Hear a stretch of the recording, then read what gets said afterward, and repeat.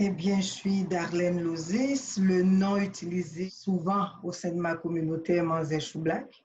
Et je suis animatrice, journaliste indépendante.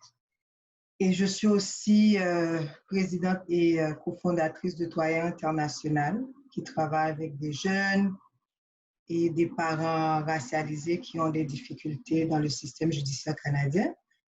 Et pour vivre, donc je suis coordonnatrice nationale de la prévention de l'oppression à la FPC.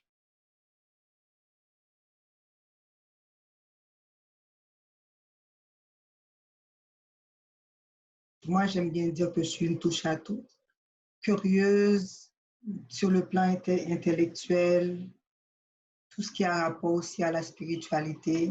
Je suis curieuse de comprendre et de savoir comment on est là, pourquoi on est appelé à être sur Terre.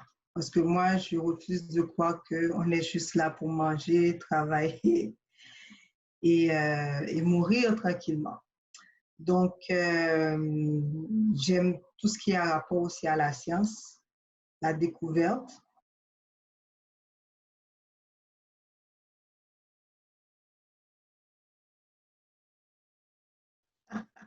Mon mets préféré n'a pas de nom. J'ai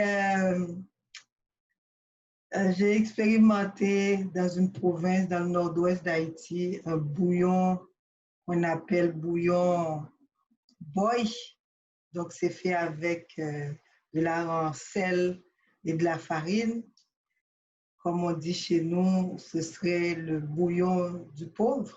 J'adore ça.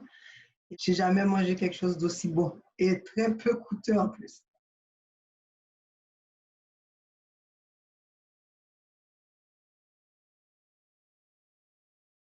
Je n'ai pas créé d'émission et j'ai eu la chance plutôt d'influencer et d'inspirer des gens à certaines émissions. Et ça, c'est voulu.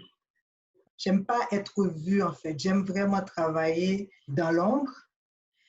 J'anime l'émission Bouillon Racine, comme j'ai dit, depuis maintenant plus de 2 décennies.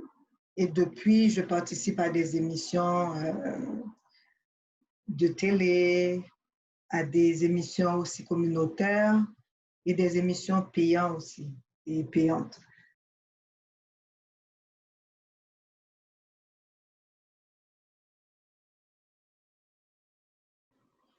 En fait, je suis du genre à croire que ma voix pourrait être utile à des personnes qui ne l'ont pas. Donc, ça veut dire qu'ils n'ont pas cette opportunité d'animer une émission, de faire des recherches, de rencontrer des gens exceptionnels qui m'ont appris énormément dans le métier et dans ce que je suis devenue. Et donc, c'est pour moi une façon de contribuer euh, euh, à sa juste valeur dans la sphère communautaire. Comme on dit, ce sont des émissions communautaires, entre autres. Et même dans les émissions payantes, je ne suis pas payée.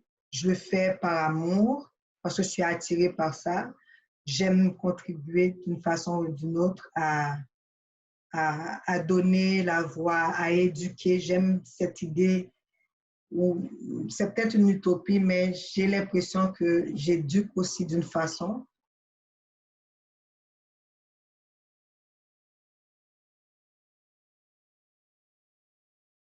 La nouvelle technologie, ou plutôt les médias sociaux, qui ouvrent la porte à plus d'opportunités en termes d'échange, de communication. Donc, les gens n'ont pas besoin nécessairement les médias pour leur informer de ce qui se passe à travers le monde. Donc, l'idée maintenant, c'est continuer d'intéresser les gens tout en sachant qu'ils ont cette capacité d'avoir accès aux médias. Donc, intéresser les gens, garder leur intérêt et venir avec de la nouveauté, je pense que ça reste un beau défi maintenant. Et c'est encore plus grand que l'on a eu avant parce que les gens attendaient à nous entendre, attendaient nos émissions pour se connecter à l'extérieur. Donc, c'est un défi, mais qui est assez excitant parce que ça nous pousse à aller au-delà à chaque fois de nos capacités.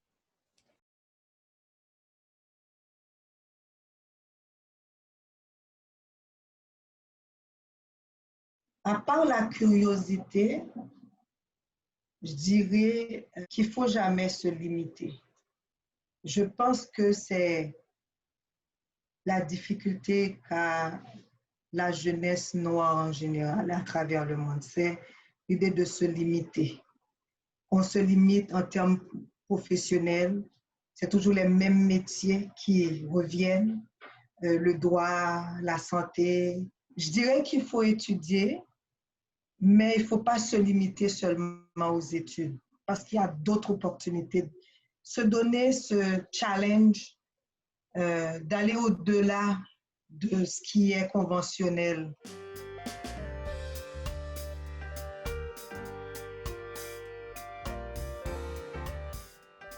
Merci d'avoir regardé notre vidéo. Vous pouvez vous abonner à notre page ici.